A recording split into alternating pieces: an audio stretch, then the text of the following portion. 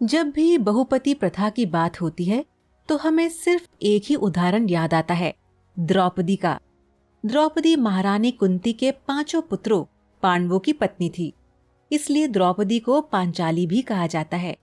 लेकिन कम लोग जानते हैं कि द्रौपदी से पहले भी कई महिलाएं रही हैं जिनका एक से अधिक पुरुषों से संबंध रह चुका है। पुराणों में दो महिलाओं का खास तौर पर जिक्र आता है जिनका एक से अधिक पुरुषों से विवाह हुआ था।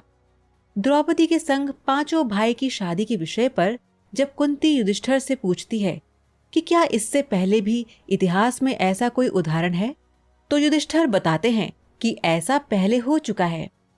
प्रचेती और जटिला नामक दो कन्याओं का पहले ही बहुपति विवाह हो चुका है। आइए जानते हैं इनके बारे में और साथ ही द्रौपदी के 5 पतियों के रहस्य को। युधिष्ठिर ने किया माता कुंती की समस्या का समाधान। जब अर्जुन द्रौपदी को स्वयंवर में जीतकर अपने अन्य भाइयों के साथ माता कुंती के पास आए और बोले, देखो माताश्री, आज हम भिक्षा में आपके लिए क्या लाए हैं। कुंती ने बिना देखे ही कह दिया कि आपस में बांट लो। उस काल में मुख से निकले शब्दों का बहुत महत्व होता था और जैसे ही कुंती ने पलटकर देखा, वो चिंतित हो गईं कि उन्होंने ये क्या कह दिया। द्रौपदी को भिक्षा कहने पर वह अर्जुन और भीम को डांटने लगी कि तभी युधिष्ठिर वहां आ गए।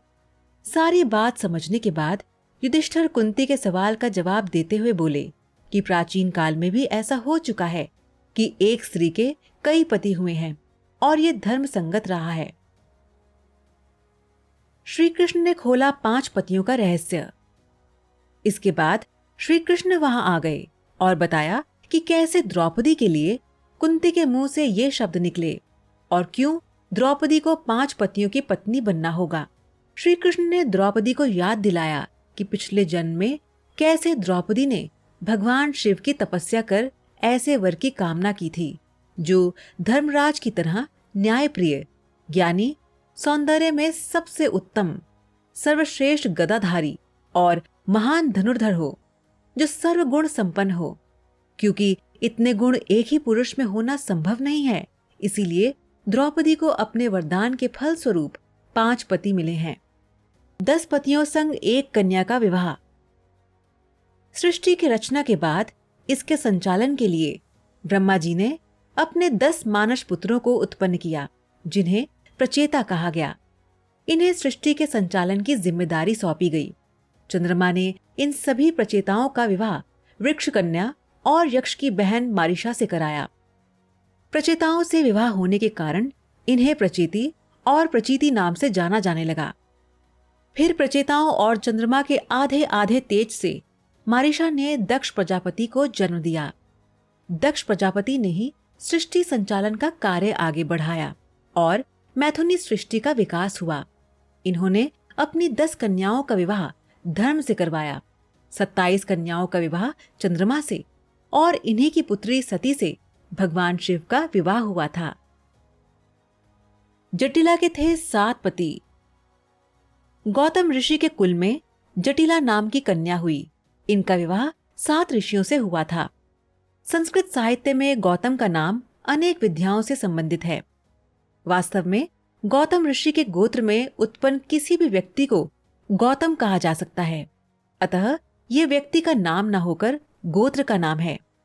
वेदों में गौतम मंत्रदृष्टा ऋषि माने गए हैं। साथ ही न्याय सूत्रों के रचयिता भी गौतम माने जाते हैं। इन्हीं के वंशज श्वेत केतु हुए, जिन्होंने विवाह व्यवस्था को आरंभ किया। इससे पूर्व कोई भी पुरुष और स्त्री किसी भी स्त्री अथवा पुरुष से संबंध बना सकता था। श्वेत केतु एक बार अपनी माता और पिता के साथ बैठे थे। उसी समय एक ऋषि आए और उनकी माता का हाथ पकड़ लिया और फिर उन्हें अपने साथ चलने के लिए बोला। इससे श्वेत केतु बड़े नाराज हुए और उन्होंने विवाह की व्यवस्था का आरंभ किया ताकि स्त्री और पुरुष मर्यादित रहें। तो दर्शकों, आज का सवाल आपके लिए ये है कि क्या आप बता सकते हैं कि धर्मराज युधिष्ठिर की कितनी पत्नियां थीं? आप इसका जवाब हमें नीचे कमेंट बॉक्स में दीजिए। हमें आपके जवाब का इंतजार रहेगा।